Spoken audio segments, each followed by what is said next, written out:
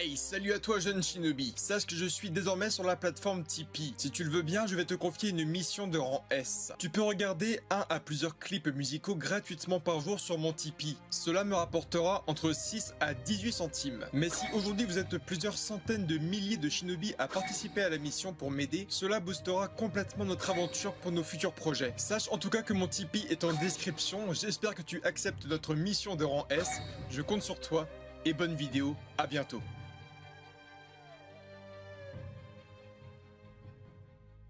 C'est juste incroyable. C'est juste incroyable. Donc deuxième partie du chapitre du manga du dernier, de la dernière œuvre de Mikimoto, il n'y a pas d'autre mot, le chapitre 32.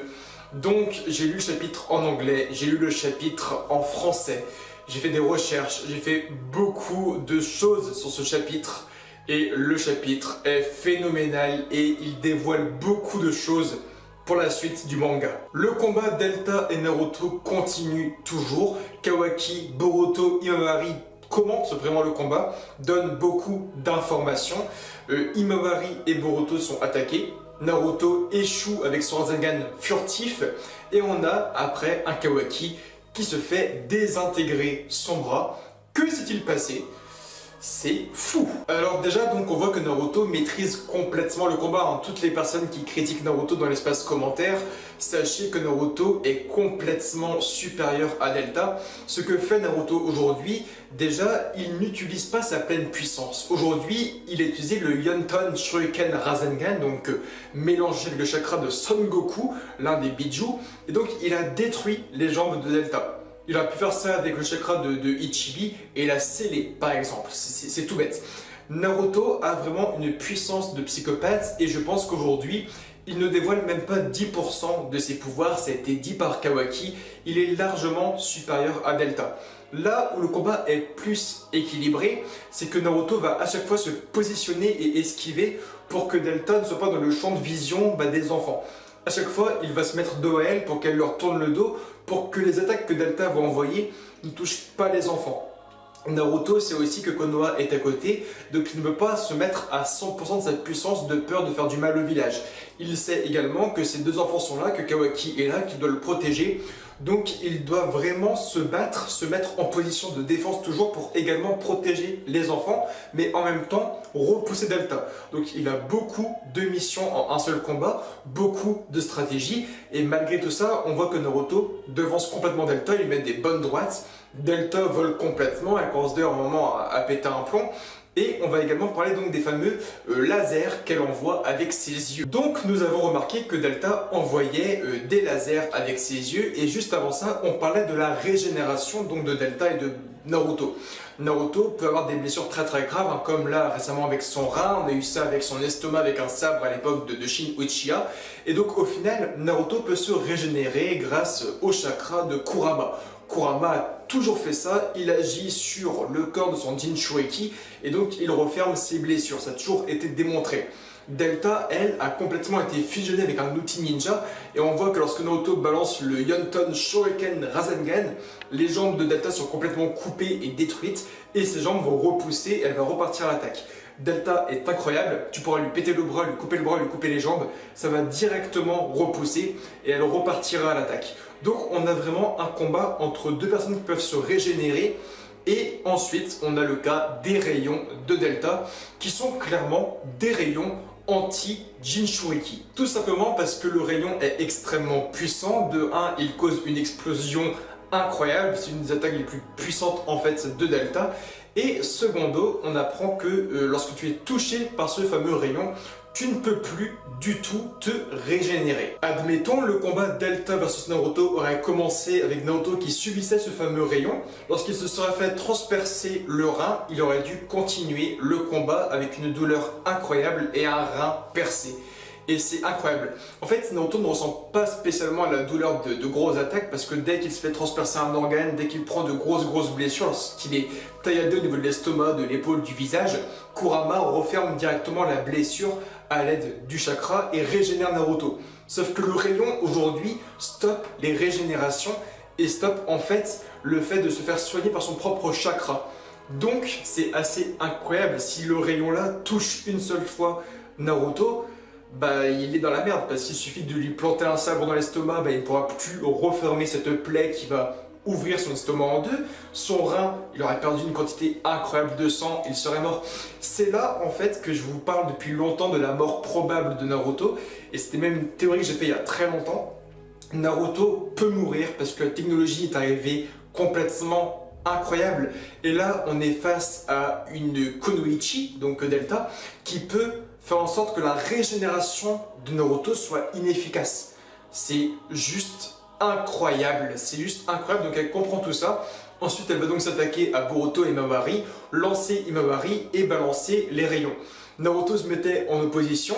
Si Naruto se prenait le rayon, ils étaient complètement perdus. Kawaki l'explique aussi, il fait bah, je me suis mis devant, déjà pour un peu m'excuser pour le côté vase, pour Imamari, pour toi Boruto. Et surtout parce que si le Kage, Naruto Uzumaki, était touché, on allait tous les quatre mourir. Si Naruto il est touché par ce fameux rayon, on est foutu. Et Kawaki le dit clairement, Kawaki connaît les capacités de Delta, et aujourd'hui il le dit à 100%, oui, si ton père était touché par les rayons, il n'aurait jamais pu se régénérer de graves blessures. Et là, c'était la mort assurée. Parce que Delta qui peut se régénérer face à un Naruto qui ne peut plus du tout se régénérer lorsqu'il a des blessures graves, on était vraiment dans la merde. Surtout que Naruto, en tant que combattant, il sait qu'il peut avoir des graves blessures sans pour autant mourir. Lorsque le katana de Sasuke va se planter dans lui pendant l'arc des Shin Uchiha, bah Naruto ne bouge pas, il se prend le sabre et il fait oh. Et après il fait bon, il enlève le sabre, jette à terre, mais il n'a aucune réaction. Parce que Naruto sait que s'il se prend un sabre dans l'estomac, s'il se prend un coup dans les poumons, dans les reins et tout, bah ça va se refermer, ça va se régénérer. Donc Naruto, dans sa façon de combattre et tout, il n'est pas assez vigilant et attentif parce qu'il sait qu'il peut se faire transpercer un truc sans pour autant mourir en fait. Là, ce serait vraiment dangereux. Qu'un jour il soit touché par un rayon, on ne sait pas d'ailleurs ce rayon combien de temps il va durer. Est-ce que ce rayon stoppe la régénération pendant 10 minutes, 20 minutes ou à vie? Peut-être que si tu te touches une seule fois par ce rayon, ça transmet des choses dans ton corps qui va stopper toutes tes cellules régénératrices. C'est fortement possible. Parce que Delta explique en gros, voilà, si ce rayon te touche, ça va attaquer un peu tes cellules et tout, et ça va stopper ta régénération. Mais pendant combien de temps? Est-ce que ça va les stopper à vie? Parce que ça se trouve, Naruto, là, il va tuer Delta pour le prochain chapitre. C'est ce qui pourrait arriver. Mais à la fois, admettons le combat se termine, Delta balance un dernier rayon dans Naruto, il se le bouffe, il a une petite blessure au niveau du bras, mais voilà, ses cellules sont complètement un peu moisies, elles sont en train de s'autodétruire, et Naruto ne peut plus du tout se régénérer. Et pour la fin du manga Boruto, pour la continuité du manga Boruto, il ne pourra plus du tout se régénérer. Et donc Naruto va devoir faire maintenant des combats contre Jigen, Kashin Koji, les autres membres de Kara et Otsutsuki, sans pour autant avoir une blessure grave, parce que s'il se prend une blessure grave, c'est la mort assurée. Et c'est là que le manga Boruto va être incroyable. Je pense que Delta a complètement son importance dans la suite de la vie et donc de la mort de Naruto, parce que là, elle a une technique incroyable qui peut condamner Naruto. Et je vous le dis clairement, Delta a la capacité de faire mourir Naruto aujourd'hui, pas elle-même, mais elle peut le condamner pour les années à venir.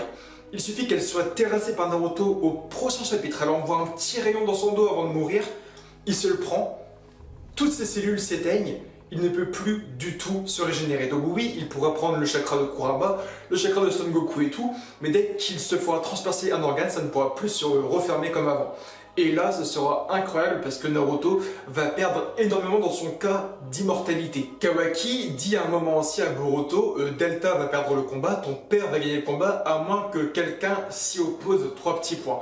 Je pense que c'est le secret du prochain chapitre aussi. Je pense que Delta va se faire à moitié terrasser et que Kashin Koji va intervenir. Kashin Koji, ça fait maintenant 2 chapitres qu'on ne l'a pas vu. On sait qu'il est à Konoha, qu'il surveille un peu le combat et tout, via son crapaud, mais c'est quasiment sûr que Kashin Koji va intervenir, surtout via la phrase de Kawaki qui dit Delta va perdre à moins que quelqu'un intervienne.